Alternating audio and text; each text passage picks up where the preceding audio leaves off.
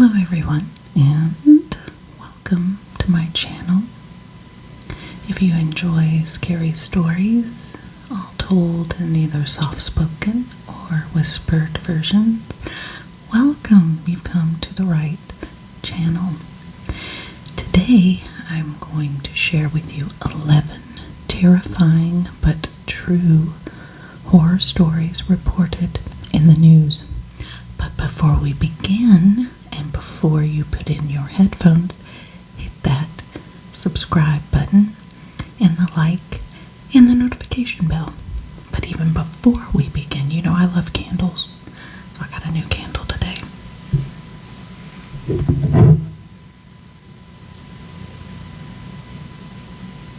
Oh yeah.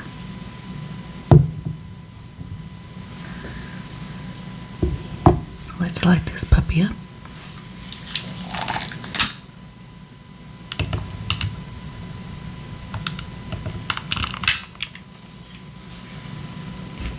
Ooh, it has a nice little crackle to it too. Let me move the microphone over so maybe you can hear it. Let's see.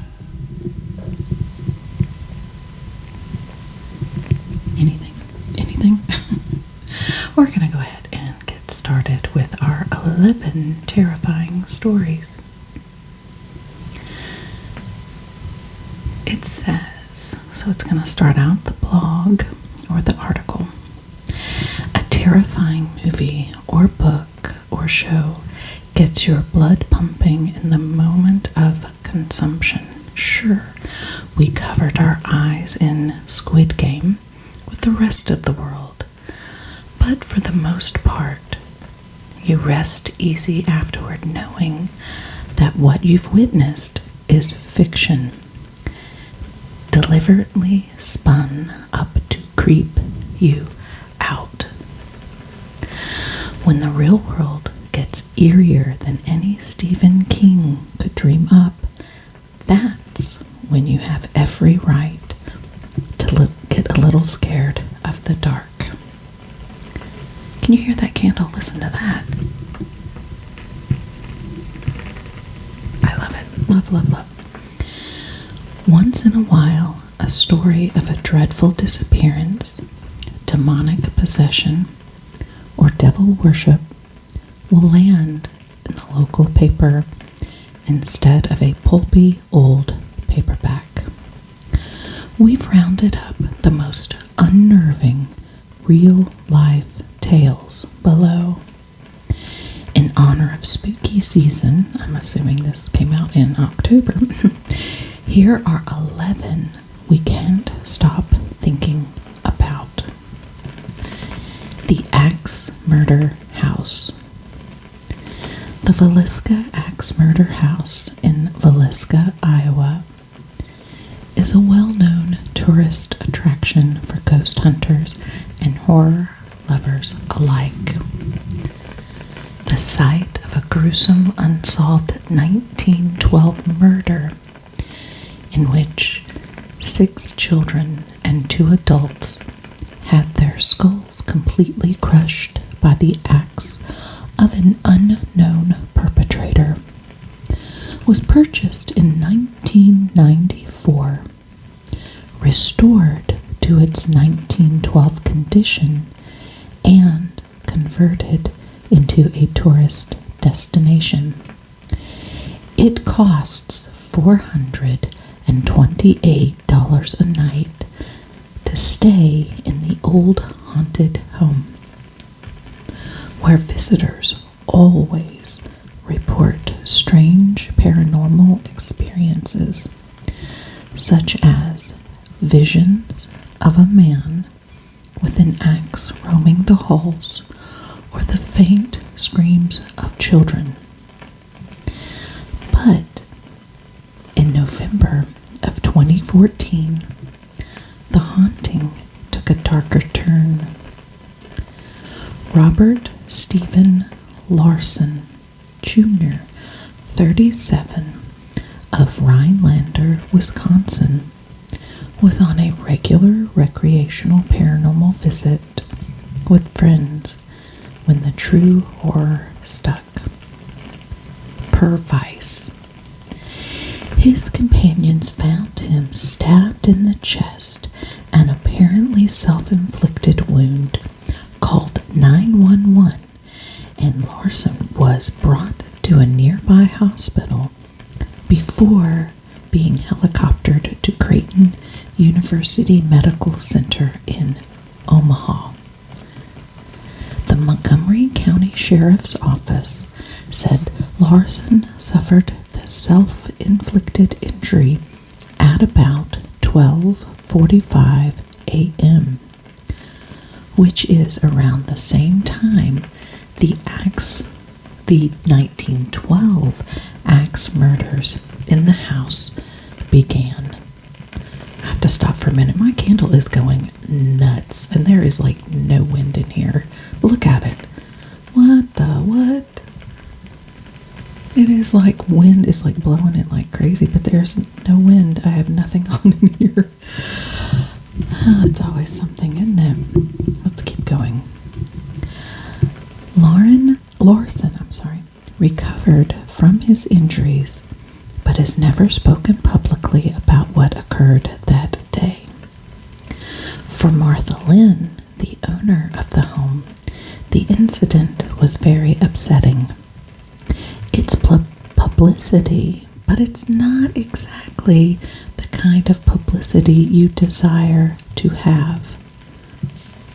I don't want people thinking that when they come to the Villisca axe murder house, something's going to happen that's going to make them do something like that. The house remains open for tourist visits and overnight stays today. The haunted doll. When you think of haunted dolls, it's likely the creepy old Victorian-looking porcelain kind that springs to mind, none of which you probably have laying around. Still, don't get too comfortable around any kids' toys too soon. Though a Disney Frozen Elsa doll that was gifted for Christmas of 2013 in the Houston area made headlines earlier this year when it seemingly became haunted. Per KPRC2 Houston News, the doll recited phrases from the movie Frozen and sang "Let It Go" when a button on its necklace was pressed. For 2 years, it did that in English, Mother Emily Madonia said. In 2015, it started doing it alternating between Spanish and English. There wasn't a button that changed these. It was just random. The family has owned the doll for more than 6 years and never changed its batteries. The mother says the doll would randomly begin to speak and sing even if its switch turned off. The family decided to throw the creepy doll out in December of 2019. Weeks later, they found it inside a bench in their living room. The kids insisted they didn't put it there, and I believed them because they wouldn't have dug through the garbage outside, Madonia told KPRC2 Houston News. At that point, Elsa ceased to sing the English rendition of Let It Go, altogether speaking only Spanish when pressed. The family then double-bagged the bizarre doll and placed it at the bottom of their garbage, which was taken out on garbage day. They went on a trip shortly after, but when they returned, Elsa too had come back and was waiting in the backyard of their home. This time, the family mailed Elsa to a family friend in Minnesota who taped the haunted doll to the front bumper of his truck. It doesn't seem to have made its way back to Houston yet, as per Madonia's last February Facebook update on the creepy doll. You still hear that candle? It's like going, it's just crazy. It smells good though. Next story, a deadly exorcism. In August 2016 in North London, 26-year-old Kennedy Ife began acting strange and aggressive following a pain in his throat. He reportedly bit his father, threatened to cut off his own penis, and complained of a python or snake inside of him before his family restrained him to a bed with cable ties and excessive force. As the BBC reported, the family then set out about attempting to cure Kennedy through restraint and prayer over the next 3 days, the court was told. His brother Colin Ife told police, "It's clear that thing was in him, what we believed was a demon, because it was not natural. It was clearly trying to kill him," he said. "We had to restrain him for himself. It was clear if we didn't restrain him, he could have tried to harm people in our family." Kennedy Ife had been bound to his bed for 3 days without medical attention when his brother called emergency services, explaining that Kennedy Ife was complaining of dehydration. He appeared to have developed breathing issues and was pronounced dead at 10:17 a.m. As the Independent reported, when police were at the house, Colin Ife allegedly carried out an attempted resurrection by chanting and praying for Mr. Ife. All 7 of Kennedy Ife's family members were accused of manslaughter, false imprisonment, and causing or allowing the death of a vulnerable adult. A post-mortem examination revealed over 60 wounds, including a possible bite on Kennedy Ife's body, and his father, Kenneth Ife, along with 4 of his brothers, sustained injuries as well. The BBC reported, Kenneth Ife told jurors he ordered his sons to take shifts and use overwhelming force, but denied that an association with cults, occults, and secret societies played any part in his death. After a 4-day jury deliberation, all 7 members were cleared of charges on March the 14th, 2019. Dead animals in the walls. When the Bretzus family decided to insulate their home in Auburn, Pennsylvania in 2015, they discovered that it had already been with scores of dead animal carcasses. As Fox reported, the dead animals were wrapped in newspapers from the 1930s and 40s and were among half-used spices and other items. After removing the items, they sent hundreds of artifacts and carcasses to an expert in Kutztown. The expert attributed the rotting animals in their walls to powwow or Dutch magic, a ritual originating in the culture of the Pennsylvania Dutch to treat ailments and gain physical and spiritual protection. The Pennsylvania Dutch were a group of German-speaking settlers to Pennsylvania in the 16 and 1700s and are often of Lutheran, Mennonite, or Amish faiths. The Washington Post notes on the magic. Many of the spells deal with the care of livestock, finding water, or reflecting the conditions and the concerns of early American settlers. But powwow also has within it a tradition of darker spells and even of such things as conjuring demons. One notable ritual in their tradition is this hex to create loyalty in a dog. To attach a dog to a person, providing nothing else was used before to effect it, try to draw some of your blood and let the dog eat it along with this food, and he will stay with you.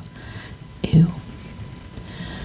The mold found on the rotting carcasses in the Bretsuis home has caused illness among the family members, and they say that the odor hasn't gone away.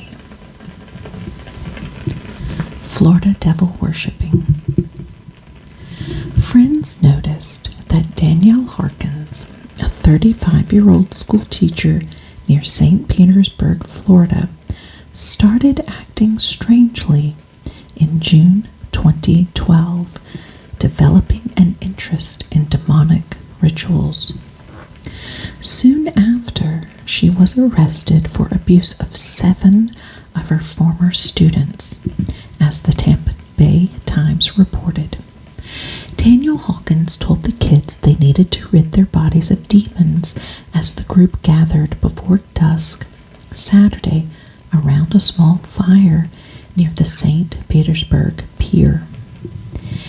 They should cut their skin to let the evil spirits out, police said, she told the children. Then they needed to burn the wounds to ensure that those spirits would not return. When Hawkins held a lighter to one teen's hand, wind blew the flame out, police said. That prompted her to douse his hand in perfume before setting it on fire. The boy suffered second-degree burns, police said. Another teen was cut on the neck with a broken bottle, police said. Harkins used a flame to heat a small key, which she then used to cauterize the wound. The police were notified because a friend of one of the students who participated in the ritual raised alarms. However, none of the students themselves told their parents about the event or would comment following the arrest of Harkins for aggravated battery and child abuse. NBC reported.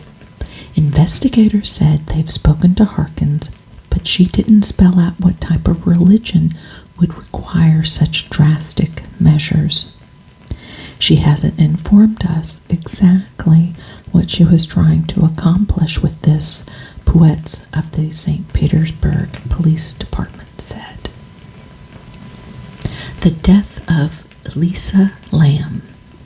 Elisa Lamb was last seen on January the 31st, 2013 in the lobby of the Cecil Hotel in downtown Los Angeles. She was vacationing through the West Coast, documenting the trip on her blog and checking in with her parents every day. On July 31st, those calls stopped. Lamb had vanished. Soon the police were involved and her parents arrived to help with the search. They had nothing.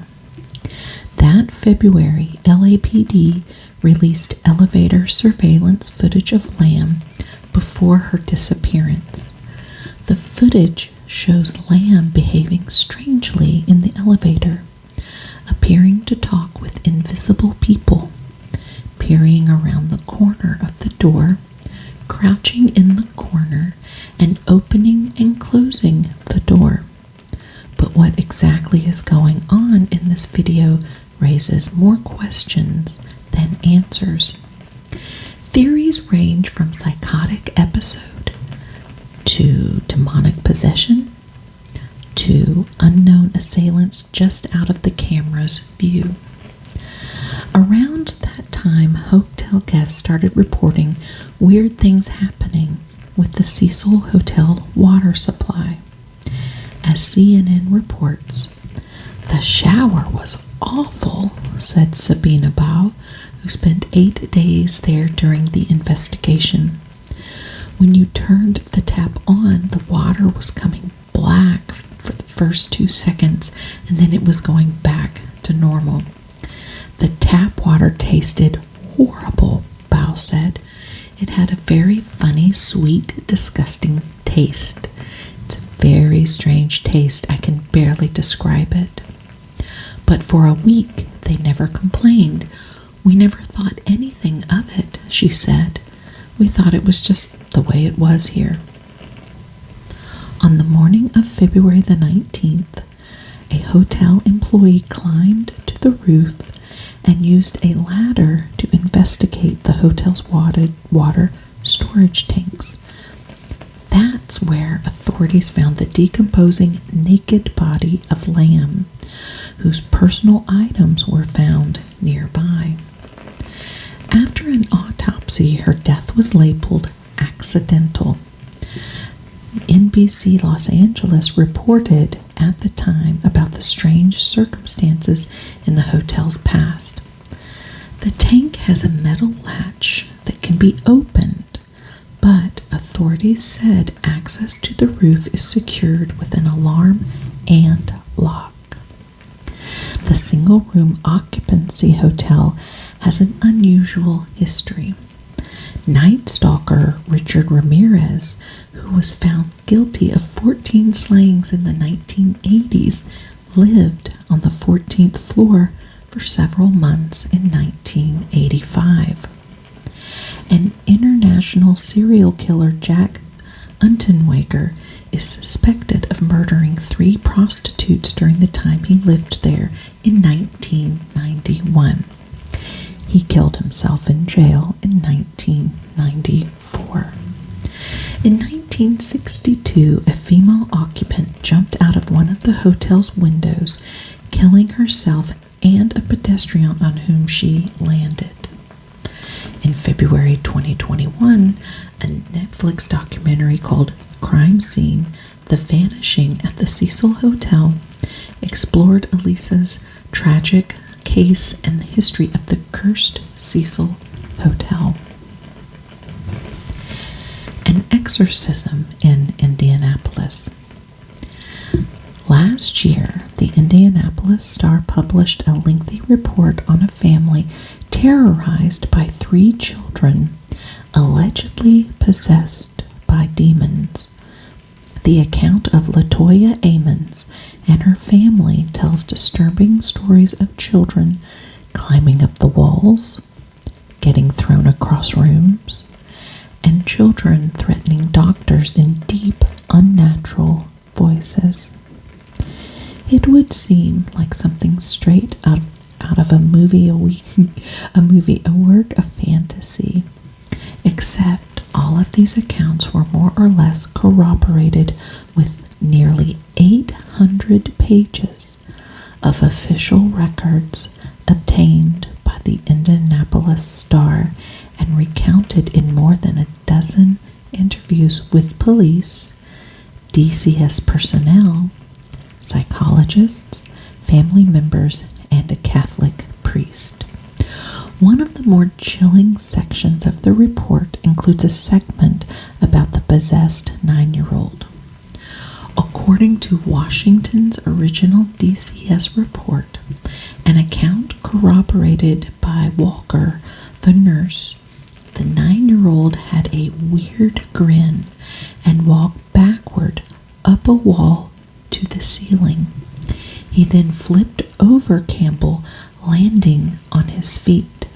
He never let go of his grandmother's hand.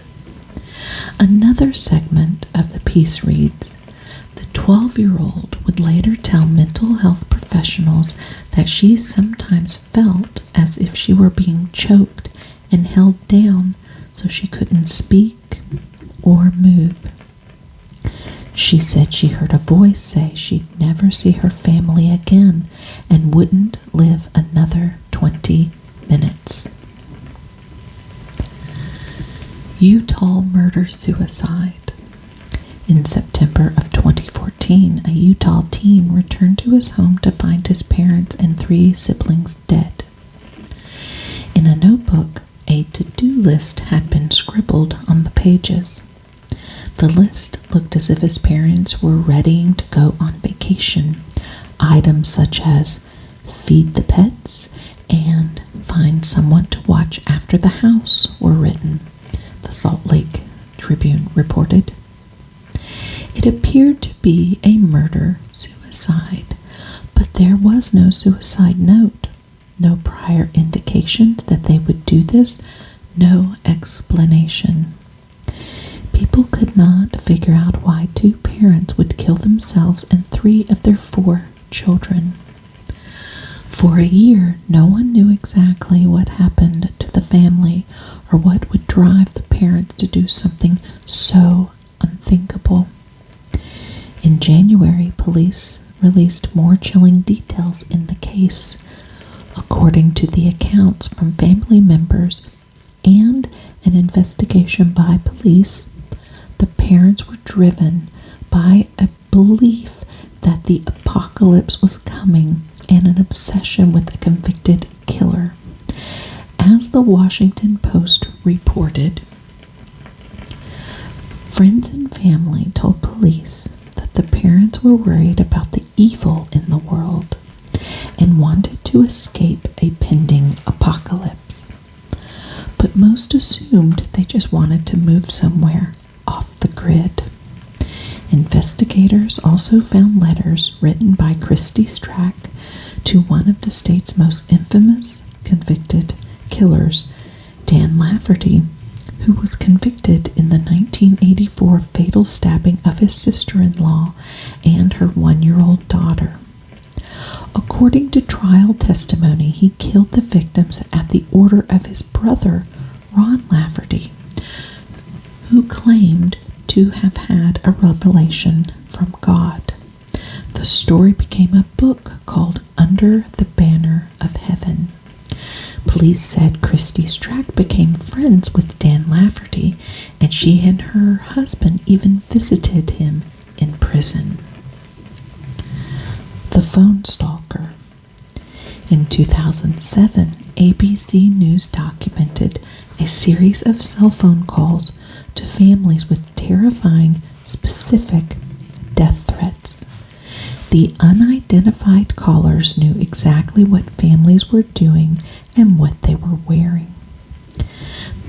The families say the calls came in at all hours of the night, threatening to kill their children, their pets, and grandparents. Voicemails arrive, playing recordings of their private conversations, including one with a local police detective. The caller knows, the family said, what they're wearing and what they're doing. And after months of investigating, police seemed powerless to stop them. This went on with the Kukinoff family for months, who reported a caller with a scratchy voice threatening to slit their throats. When the Fircrest, Washington police tried to find the culprit, the calls were traced back to the Kukendall's own phones, even when they were turned off. It got worse.